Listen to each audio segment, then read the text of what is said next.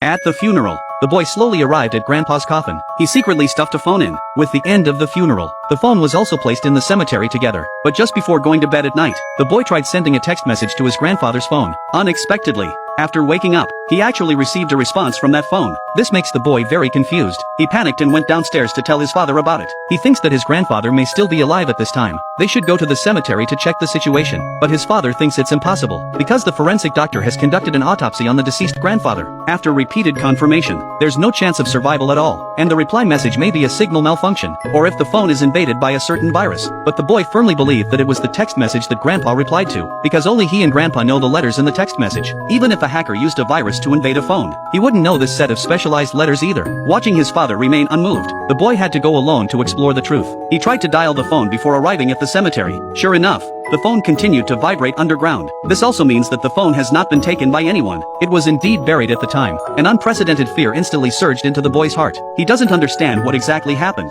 Is the phone really hacked? To solve the doubts in his heart, the boy quickly arrived at the mansion where his grandfather lived before his death, trying to find some key clues, but he never found any abnormalities in the room. But on that night, he tried to call the buried phone again, but something even more terrifying happened. The boy just put a phone in Grandpa's coffin. Unexpectedly, he received a reply to a text message he sent out. To clarify the truth of the matter, the boy came to his grandfather's mansion. Although he didn't find any valuable clues, he was reminiscing about the time he spent with his grandfather. Actually, the two of them are not related by blood, but rather a close friend who has forgotten their years. The old man had no relatives before his death, and the boy doesn't have a heartfelt friend either, so the two of them got along every day. But the boy's heart has always had a question. He doesn't understand why this billionaire moved out of the city to this remote town, and Grandpa has never answered this question directly, just telling the boy that if he encounters any difficulties, he always responds to his requests. The boy who thought of these things fell into contemplation. He still hasn't figured out what's going on here. However, on this day after school, he was taught a lesson by a school bully, so when he got home, he dialed the phone. He confided his grievances to his grandfather, continuously complaining about the behavior of the school bully. It means he shouldn't have lived in this world.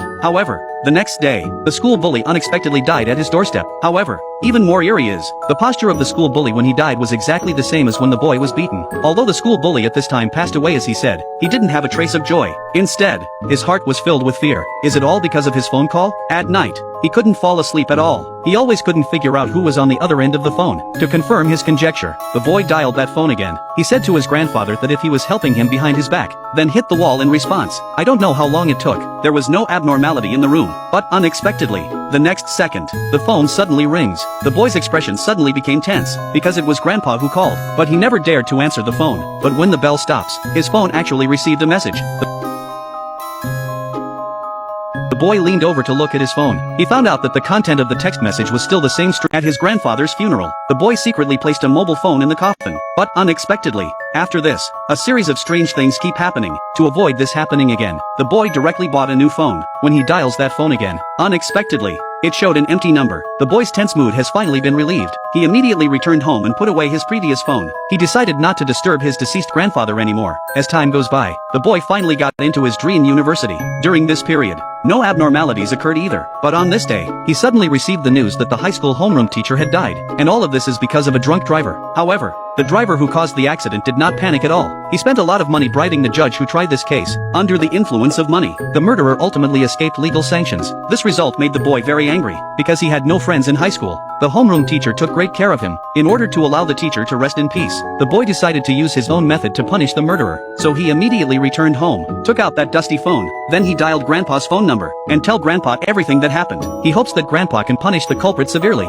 But when the boy hung up the phone, he suddenly felt a bit impulsive in his behavior. But he thought about how his grandfather, who had passed away so long, could still help him. He thought everything was just a coincidence. However, the next day, the drunk driver did indeed die in an accident. To verify his conjecture, the boy arrived at the man's residence, and inquired with the butler here about the true cause of the man's death. The boy later learned that the man had eaten half a bar of soap while taking a shower, finally choked to death in the bathroom. However, coincidentally, that brand of soap is a commonly used brand by his teacher, and the man also left a suicide note. Only one song name is written on it, and this song is exactly what his grandfather often listens to. At this moment, the boy finally realized, he is very certain that these things were all done by his deceased grandfather, and all of this is related to the boy. It was the 2 phone calls he made that led to 2 deaths due to him. Faced with this situation, the boy made a decision after some thought. He decisively threw this phone into the lake. He wants to completely draw a line with this phone. But is this really the end of it all? Is it the grandfather who helped him clear the obstacles behind the scenes, or is this boy with a mysterious dual personality?